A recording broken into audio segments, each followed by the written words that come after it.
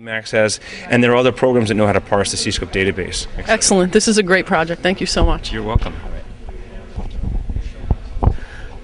All set? Hi. Thanks for waking up early on this Sunday to meet with us. I know that's a challenge.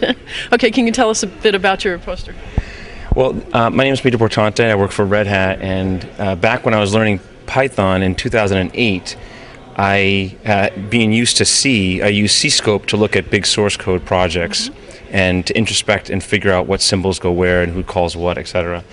And there was something like that out there called PyCScope that I took and extended, and as I was extending it to do what I had done under C, I learned a little bit more about Python and how it's done. So I decided to do a poster on what it took to do all this and what is a PyCScope and how it works.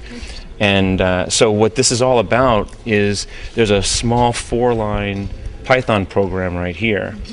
And this is the AST tree that's generated by the parser for that 4-line program. And what I'm doing is I'm sort of breaking it down. This is how I learned the AST tree and what was going on. I broke it down into sort of the, collapsing these big boxes. Basically, it's a file with 2 statements, file input and their standard in input, etc. A new line in the end of the file. And each of these statements, the simple statement I blew up, and what is a simple? It's just an import on one line.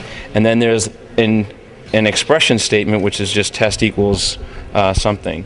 And so what I've done over here is on the outside of the poster is the actual code broken out into what it's doing, and then to show what the code is doing, I wrote a state diagram that talks about how it works. So, excuse me, when you come in, the first thing that's done is as you're walking the AST tree, you run into that import name, and then that sets it into this import statement, and then that moves to where you see the dotted as names, which comes in here, and then that gets you into state where you're now going to be marking the next symbol as imported sys. Because in PyCScope you could say find all includes, and so you can use this as like an include, if you will.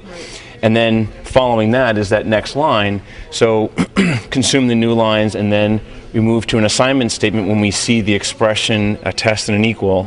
And then here we consume tokens, marking the A as a symbol, exiting the state when we hit the equal sign. We see the number, we consume it, and that's the end. So it's it's a lot of stuff because it's sort of complicated as it is. Obviously this goes bigger programs.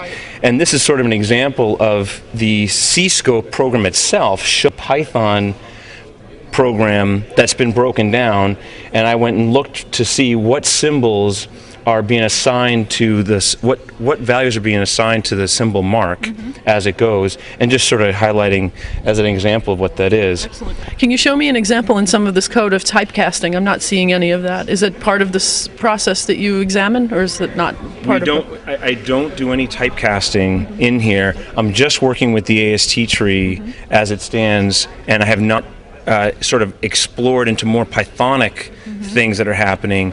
I've stayed at the PyScope level of things, which in PyScope you don't get any of that stuff when you're working that. But what I did do was extend it to add strings as symbols, because one of the things I found in Python programs is sometimes, if you can imagine this as a function call, people pass strings of the function name in a string. And it drove me crazy because I wouldn't find a symbol, but it was actually done as a string. So I added an option so that you can look for strings that are valid symbols in your list, just in case you're not finding a string. And then assignment marking is new. This is actually something that was added recently. It's not in upstream PyScope, so I added that into a branch of PyScope. And then this whole imports as includes wasn't doing from statements. It was just doing the import statements, like import sys. So I added that. Dean Hall was the original author of PyCScope 03. He had a lot of unit tests, but I expanded the unit tests, and then I posted up on GitHub at PyCScope. So it behaves almost the same way as the original PyScope, the AT version going way back? Yes, exactly, but on Python source. Oh, that's beautiful. So I can take a big, huge dump of Python and run the processor over it and have a database where I can just sort of like introspect a little bit. And there's this is the PyScope interface itself, but Vim has interfaces to PyScope.